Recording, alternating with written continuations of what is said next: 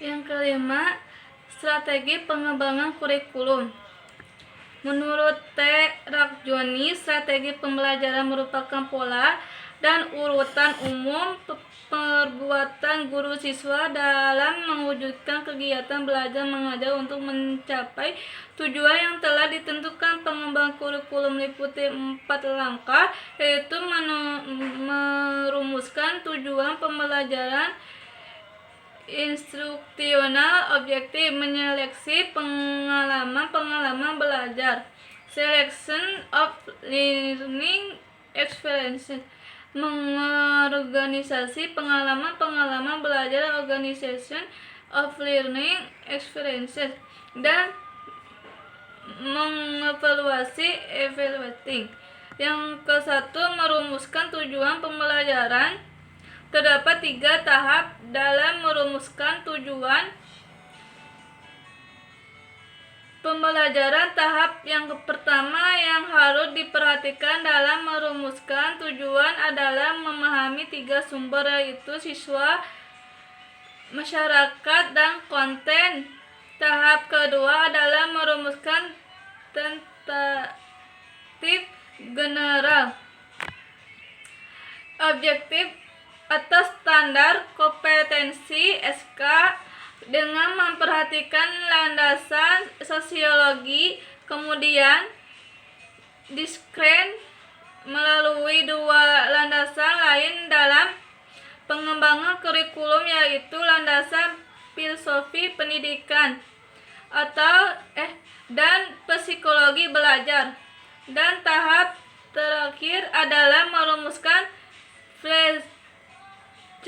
education atau kompetensi dasar atau KD, merumuskan dan menyeleksi pengalaman belajar. Dalam merumuskan dan menyeleksi pengalaman belajar dalam pengembangan kurikulum harus memahami definisi pengalaman belajar dan landasan psikologi belajar. Pengalaman belajar merupakan bentuk interaksi yang dialami atau dilakukan oleh siswa yang dirancang oleh guru untuk memperoleh pengetahuan dan keterampilan. Pengalaman belajar yang harus dialami siswa sebagai learning activity menggambarkan interaksi siswa dengan objek belajar. Yang ketiga, mengorganisasi pengalaman belajar. Pengorganisasi atau desain kurikulum diperlukan untuk memudahkan anak didik untuk belajar. Dalam pengorganisasian kurikulum tidak lepas dari beberapa hal penting yang mendukung, yakni tentang teori, konsep, pandangan tentang pendidikan, pengembangan anak didik, dan kebutuhan masyarakat.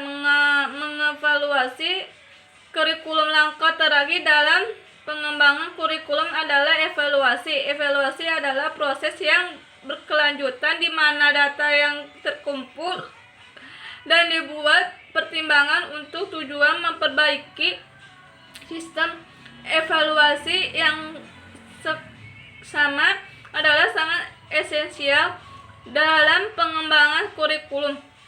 Evaluasi dirasa sebagai suatu proses membuat keputusan, sedangkan riset sebagai proses pengumpulan data sebagai dasar pengambilan keputusan.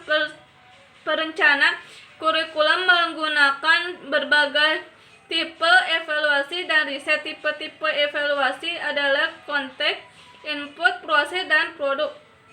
Sedangkan tipe-tipe riset adalah aksi, deskripsi, historical, dan eksperimental. Di sisi lain, perencana kurikulum menggunakan evaluasi formatif atau proses atau progres dan evaluasi sumatif atau outcome atau produk.